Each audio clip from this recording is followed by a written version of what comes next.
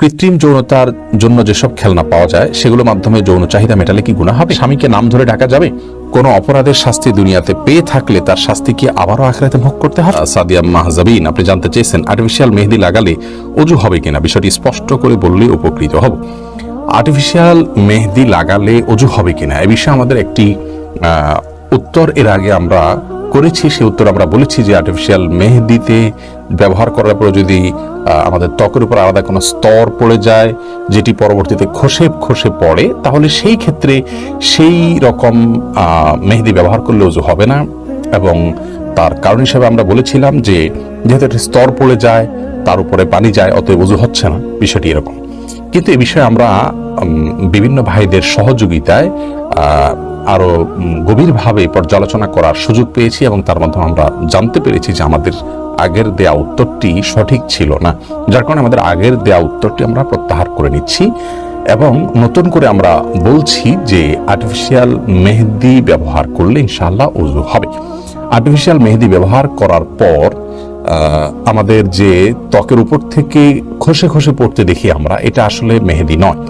এ বিষয়ে সংশ্লিষ্ট বিশেষজ্ঞগণ এবং বিভিন্ন ওলামা একরাম যারা অনুসন্ধান করেছেন তাদের বক্তব্য, তাদের আর্টিকেল এবং তাদের অনুসন্ধানের রিপোর্টগুলো পর্যালোচনা করার পর আমাদের কাছে পরিষ্কার হয়েছে যে মূলত আর্টিফিশিয়াল মেহেদিতে যে কেমিক্যাল দেওয়া হয়, সেই কেমিক্যালের কারণে অ্যাসিড টাইপ কিছু থাকে, এগুলোর কারণে মূলত আমাদের চামড়ায় যেখানে একটু বেশি পড়ে সেটি, সে অংশটাতে চামড়া আসলে খসে পড়ে যায়।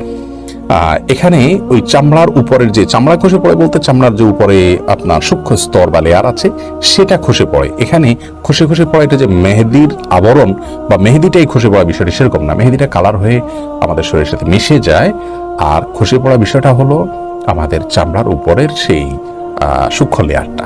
অতএব আমরা আগে যেটি মনে করেছি সে ধারণাটা আমাদের ভুল ছিল, বিধে আমরা প্রত্যাহার করেছি সেটিকে এবং আর্টিফিশিয়াল মেহেদি ব্যবহার করলে ওযু হবে ইনশাআল্লাহ বিদিল্লাহ, যদি তার মাধ্যমে উপরে আলাদা কোনো প্রলেপ বা স্তর পড়ে যাওয়াটা প্রমাণিত না হয়। এটা বিভিন্ন ভাবে পরীক্ষা করা যেতে পারে। ধরুন একটা কাগজে আপনি লাগানোর পরে সেখানে আলাদা কোনো স্তর হচ্ছে কিনা আপনি দেখলেন, নাকি শুধুমাত্র কাগজের এপিটোপিট কালার হয়ে যাচ্ছে, বিভিন্নভাবে এটাকে পরখ করা যেতে পারে, অথবা আমরা পরখ করার চেষ্টা করব। জাইমা জানতে চেয়েছেন কোন অপরাধের শাস্তি দুনিয়াতে পেয়ে থাকলে তার শাস্তি কি আবারও আখিরাতে ভোগ করতে হবে? কোন অপরাধের শরঈ শাস্তি, শরীয়ত অপরাধের যে শাস্তি নির্ধারণ করেছে সেটা যদি কারোর উপরে প্রয়োগ করা হয় এবং আরোপ করা হয়, সেই শাস্তি ভোগ করার পর আখিরাতে তার আর কোনো শাস্তি হবে কিনা, এটা নিয়ে ইমামদের মধ্যে দুটি মত রয়েছে। আইম্মায়ে সালাসা বা তিন ইমাম তথা ইমাম মালিক, ইমাম শাফি এবং ইমাম আহমদ ইবনে হাম্বল রাহিমাহুমুল্লাহ, তাদের মত হলো দুনিয়াতে শাস্তি কার্যকর হয়ে গেলে আখিরাতে আর তার এই অপরাধের জন্য শাস্তি হবে না। এবং এর জন্য রাসূল আকরাম সাল্লাল্লাহু আলাইহি ওয়াসাল্লাম একটি হাদিস যেটি বুখারী মুসলিমের জন্য বর্ণিত হয়েছে, সেই হাদিসে কে তারা দলিল হিসেবে পেশ করেন। তারা বলেন যে মান আসাবা শাইআন মিন যালিকা ফাউকিবা বিহি ফাওয়া কাফারাতুল্লাহ, অর্থাৎ যদি কেউ কোনো অপরাধে জড়িত হয় এবং তার জন্য সেই অপরাধের যে শাস্তি নির্ধারণ করা আছে সেই শাস্তি কার্যকর করা হয়, তাহলে সেটি তার জন্য কাফারা হবে, অর্থাৎ তার ক্ষতিপূরণ হয়ে যাবে।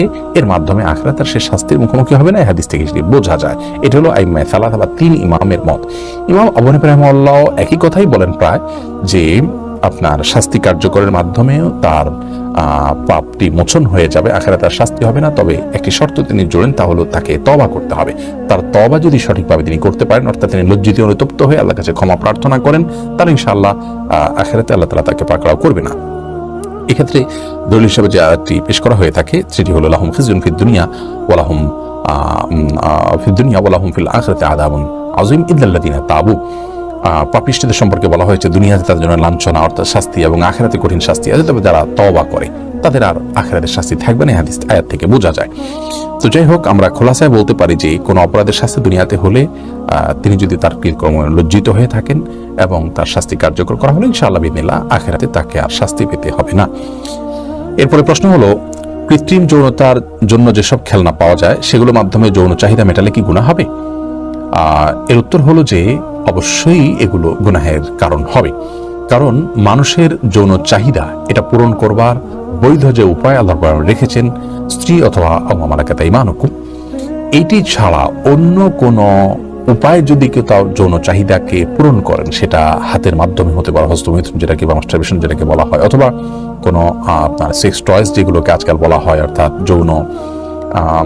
আপনার যৌনতা সংশ্লিষ্ট খেলনা, এই খেলনাগুলো ব্যবহার করে যদি কেউ নিজের চাহিদাকে পূরণ করেন, যৌন চাহিদাকে পূরণ করেন, তাহলে সেটি গুনাহ হবে, হারাম হবে। এ বিষয়ে সারা বিশ্বের সমস্ত উলামা ইকরাম একমত। এই জন্য এগুলো কেনা যেমন গুনাহের কথা, এগুলো বিক্রি করা এমন তেমনি গুনাহের কথা, বিপণন করা তেমনি গুনাহের কথা, এবং এগুলো ব্যবহার করা হোক গুনাহ এবং পাপের কথা।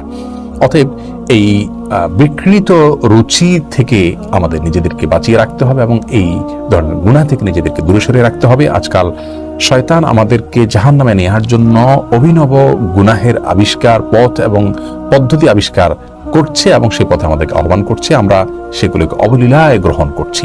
আল্লাহ রাব্বুল আলামিনের দেওয়া সকল শক্তি এবং সকল নেয়ামতকে ব্যবহার করতে হবে তার বাতানো পদ্ধতি অনুসারে, কারণ এগুলোর প্রত্যেকটি সম্পর্কে আল্লাহ তাআলার কাছে কিয়ামতের দিন আমাদেরকে জিজ্ঞাসাবাদের মুখোমুখি হতে হবে। বিধায় কৃত্রিম যৌনতার জন্য যে সমস্ত খেলনা পাওয়া যায় বা সেক্স টয়েস ইত্যাদি পাওয়া যায়, এগুলো ব্যবহার করে যৌন চাহিদা পূরণ করা যাবে না, এটি সম্পূর্ণ হারাম। এবং এগুলোর সাথে সংশ্লিষ্ট ব্যবসা বিপণনের সাথে যারা জড়িত আছেন তারা প্রত্যেকে কবিরা গুনাহে লিপ্ত হচ্ছেন। আল্লাহ তাআলা আমাদেরকে বোঝার তৌফিক দান করুন। তাওহিদা সুমি, আপনি জানতে চেয়েছেন স্বামীকে নাম ধরে ডাকা যাবে? স্বামীকে নাম ধরে ডাকা যাবে, তবে সেটা যদি কোনো সমাজে অ্যালাউড হয়, স্বাভাবিক মনে করা হয়, দোষণীয় মনে করা না হয়। এটা কালচারাল বিষয় এবং সংস্কৃতি বিষয়। কোনো সমাজে কোনো সংস্কৃতিতে যেটা দোষণীয় হয় তাহলে সেটি করা উচিত হবে না, কারণ স্বামীকে সম্মান করতে হবে এবং সেই সম্মানের জায়গা থেকে মূলত যেভাবে ডাকলে তার প্রতি অসম্মান হবে না সেভাবে ডাকবেন। অতএব কোথাও নাম ধরে ডাকলে যদি অসম্মান না হয় তাহলে সেক্ষেত্রে কোনো অসুবিধা নেই।